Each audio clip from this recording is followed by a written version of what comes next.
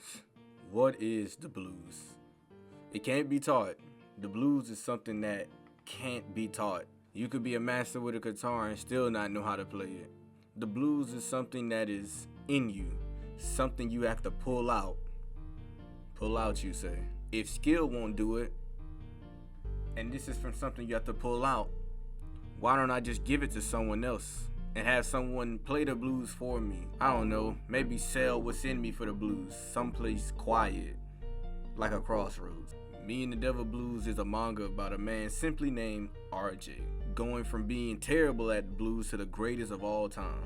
What makes this manga so good and underrated and a hidden masterpiece of a manga was that this story is based loosely to the real blues players, Robert Johnson. There isn't much known about him except for people knowing him, which are very few today, given this takes place almost 100 years ago, so that would make sense.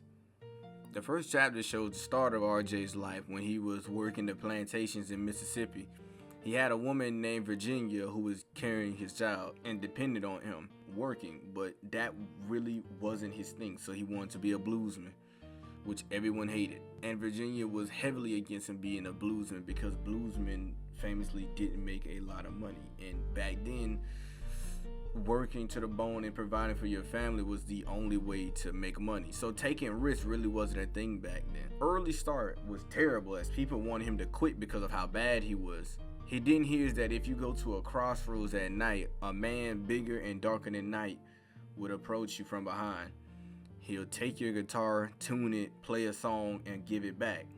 After that, you suddenly become a blues genius, but at the cost of your soul. So one night, RJ does exactly that.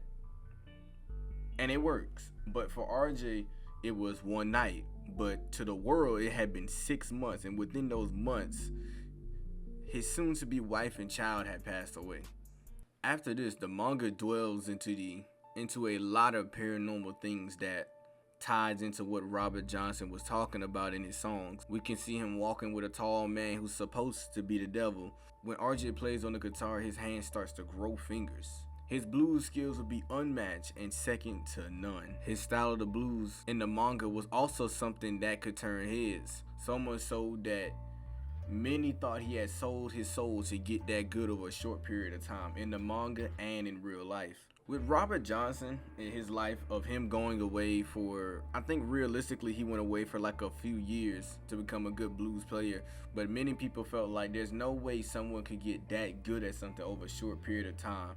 So the old rumor about him selling his soul became a thing. I'm not gonna explain whether I believe that or not, because that's up for you to decide. The manga would pick up after the introduction of Clyde, a wild guy that is a robber and gets RJ in a ton of shenanigans. I want to believe that Clyde is supposed to be Clyde from the real life Bonnie and Clyde, but I could be wrong because the first time you see him, it's him driving with a woman beside him in the exact same car, and the car gets shot up the exact same way Bonnie and Clyde's car got shot up. But in this manga, other than compared to real life, he got away, and I'm pretty sure that Bonnie was his sister in this, but I could be wrong though. After selling his soul, RJ's blues will always get others' attention. His blues will make people feel his raw emotion. Clyde would be one of those because every time he played the blues, it reminded him of him and his problems. You can't hear in a manga, but when you see the blues, you can almost feel what he was coming from.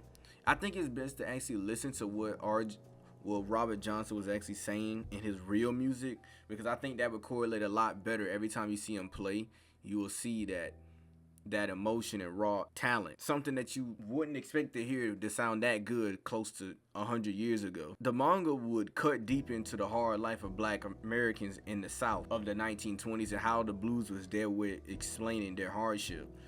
RJ would feel these problems when Clyde's antics would get him in jail and being put to hang for his crime of murder. He questioned why the white man looks at them as animals and not humans.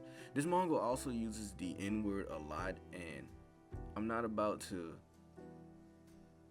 and I'm not talking about the GA, more like the ER, but you shouldn't be surprised. Let's face it, white boys weren't too keen on being friendly around those times. But overall, yeah, this manga is actually incredibly well put together and something that I never thought that I would actually read. And the person who actually made this manga is also the same person that made Prison School. Like I did not expect that, which is actually pretty insane.